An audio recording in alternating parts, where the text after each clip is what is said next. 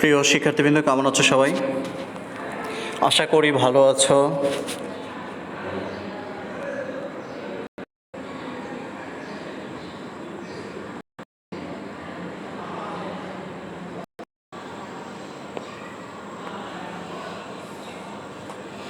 আজ তোমাদের সাথে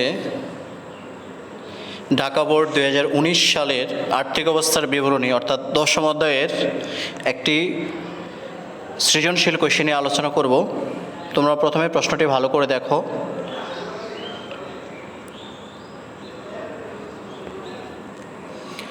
প্রাপ্য হিসাব ও প্রদেয় হিসাব দেওয়া আছে। প্রাপ্য হিসাব আছে 60,000 টাকা আর প্রদেয় হিসাব আছে 30,000 টাকা। বিজ্ঞাপন আছে 15,000 টাকা। বহি পরিবহন আছে 2,500 টাকা। ইজারা সম্পত্তি 10 বছরের জন্য 70,000 টাকা। দালান কোঠা আছে 1,50,000 টাকা। ভাড়া আছে 10 মাসের জন্য 10,000 টাকা। 10% সঞ্চয়পত্র আছে 50,000 টাকা। পণ্য ক্রয় ও বিক্রয় আছে। পণ্য ক্রয় আছে 1,20,000 আর বিক্রয় আছে 4,50,000। শিক্ষানবিশ ভাতা আছে 2,500। ডেবিট পাশের যোগফল 4,80,000 আর ক্রেডিট পাশের যোগফলও ঠিক 4,80,000 টাকা। নিচে কিছু সমন্বয়ের এন্ট্রি আছে।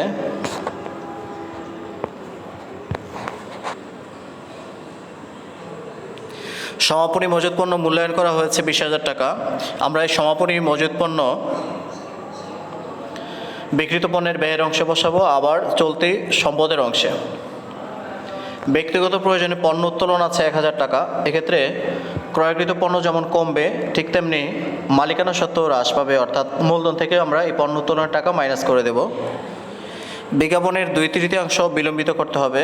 তো 2/3 বিলম্বিত হলে 3 দিয়ে ভাগ এবং 2 দিয়ে গুণ করে যে টাকা হবে বিজ্ঞাপনের, সেই অংশটুকু আমরা নির্ণয় করে বিজ্ঞাপন থেকে মাইনাস করে দেব আয় ব্যয় বিবরণীতে, অর্থাৎ বিশদ আয় বিবরণী যেটা আছে। আবার এই বিলম্বিত বিজ্ঞাপনের টাকা সম্পদ পাশে বসিয়ে দেব।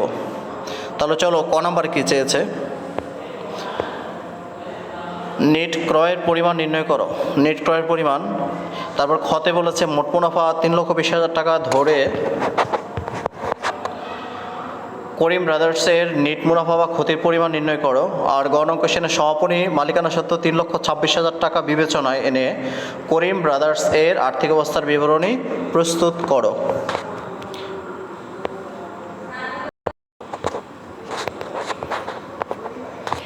নেট ক্রয়ের পরিমাণ বের করতে গেলে আমাদেরকে পণ্য ক্রয়ের পরিমাণ আগে লিখতে হবে। এ থেকে যদি ক্রয় ফেরত বা ক্রয় বার্তা এগুলো থেকে থাকে তাহলে মাইনাস করতে হবে, কিন্তু এই অংশের মধ্যে নেই।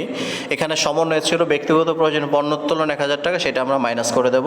তাহলে পেয়ে যাব 1,19,000 টাকা। এই 1,19,000 টাকাই হচ্ছে নেট ক্রয়ের পরিমাণ।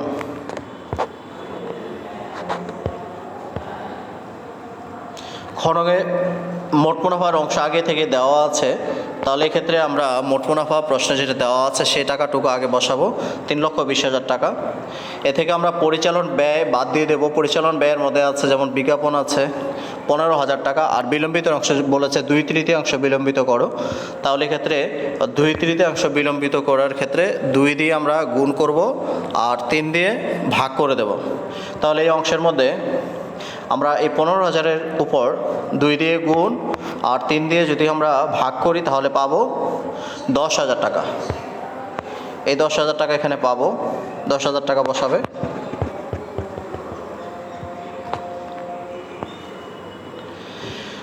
টাকা যদি 15,000 থেকে মাইনাস করে দিই তাহলে পাবো 5,000 টাকা। এটি হচ্ছে বিজ্ঞাপন খরচের পরিমাণ। এরপর লিখব বহি পরিবহন 2,500 টাকা, এটাও পরিচালন ব্যয়। ভাড়ার টাকা লিখব 10,000, এর সাথে বকেয়া ভাড়া আমরা যোগ করে দেব। 2,000 টাকা বকেয়া ভাড়া আছে, যেহেতু ব্র্যাকেটে ছিল 10 মাস।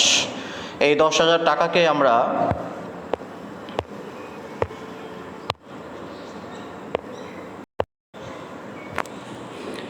দশ দিয়ে গুণ করব আর 12 দিয়ে ভাগ করলে তখন টাকা পাবো 10,000 টাকা। এখন বকেয়া পরিমাণ কত? বকেয়ার ক্ষেত্রে আমরা তখন 2 দিয়ে গুণ করব, যেহেতু 10 মাসের টাকা দেওয়া আছে আর 2 মাসের টাকা দেওয়া হয়নি, তার মানে এই 2 মাসের টাকাই হচ্ছে বকেয়া। 2 দিয়ে গুণ করব আর এক্ষেত্রে 10 দিয়ে ভাগ করে দেব।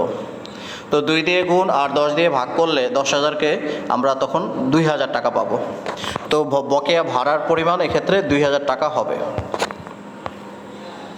তো 10,000 আর 2,000 যোগ করলে পাবো তাহলে 12,000 টাকা। এই 12,000 টাকা হচ্ছে ভাড়া খরচের টোটাল পরিমাণ।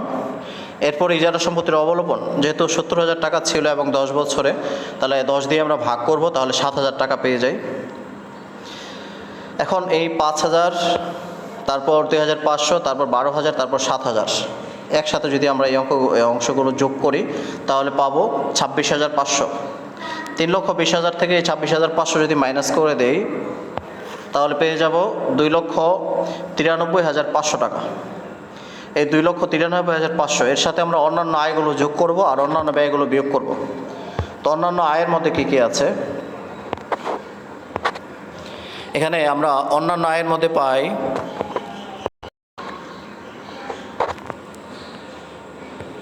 সঞ্চয়পত্রের সুদ আছে 5,000। 2,93,500 সাথে 5,000 যদি আমরা যোগ করি তাহলে পাবো 2,98,500 টাকা। আর অন্যান্য ব্যয়ের মধ্যে যেটা আছে, যেমন শিক্ষানবিশ ভাতা আছে 2,500।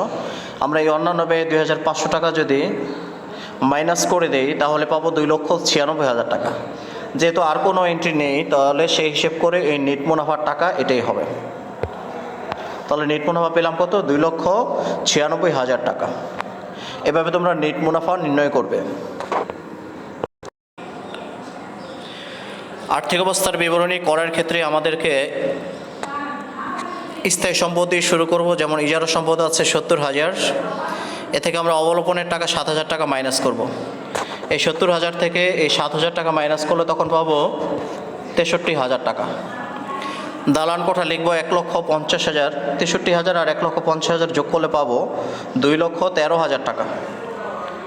এরপর দীর্ঘমেয়াদী বিনিয়োগে 10% সঞ্চয়পত্র আছে 50,000 টাকা। এই টাকার অংশটুকু লিখব। এরপর আসবো চলতি সম্পদের অংশে। চলতি সম্পদে আমরা কী কী পাচ্ছি? প্রাপ্য হিসাব পাচ্ছি 60,000 টাকা, সঞ্চয়পত্রের অনাদায়ী সুদ 5,000 টাকা, আর সমাপনী মজুত পণ্য পাচ্ছি 20,000 টাকা।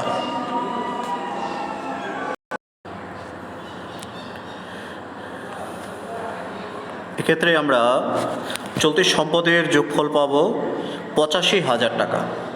তাহলে স্থায়ী সম্পদ 2,13,000 টাকা, দীর্ঘমেয়াদী বিনিয়োগ হচ্ছে 50,000 টাকা,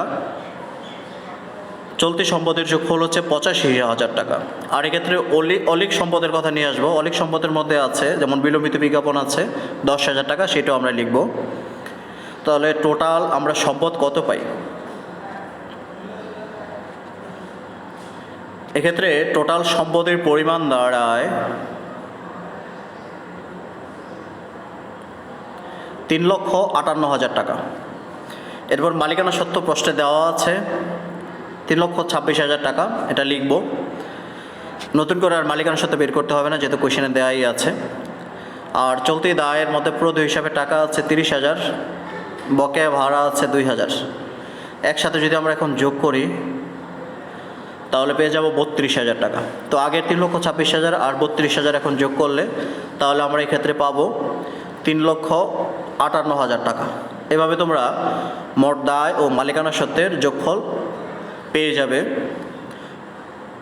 তো আর্থিক অবস্থার বিবরণী করতে গেলে তোমাদের এই অংশের মধ্যে যে চার্টের যে এন্ট্রিগুলো এখানে পোস্টিং দিয়েছে সেই এন্ট্রিগুলো তোমরা ভালো করে প্র্যাকটিস করবে, তাহলে এটা আরও ইজি লাগবে।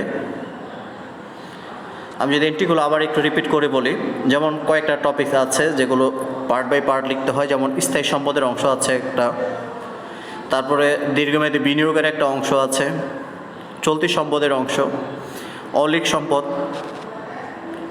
এই অংশগুলো একসাথে যদি আমরা যোগ করি তাহলে পেয়ে যাব এই ক্ষেত্রে মোট সম্পদের পরিমাণ।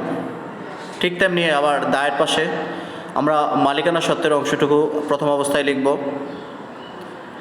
মালিকানা সত্ত্বের অংশ তারপর হচ্ছে চলতি দায়ের অংশ, যদি দীর্ঘমেয়াদী দেয় অর্থাৎ ঋণপত্র থাকে তখন সেটাও পোস্টিং দেবে, কিন্তু এটার মধ্যে নেই দেখে আর লেখা হয়নি। তো এগুলো যদি একসাথে আমরা এখন যোগ করি তাহলে পেয়ে যাব মোট দায় ও মালিকানা সত্ত্ব। এভাবে তোমরা এই অঙ্কটি ভালো করে কমপ্লিট করে আমাকে হোয়াটসঅ্যাপে পাঠাবে।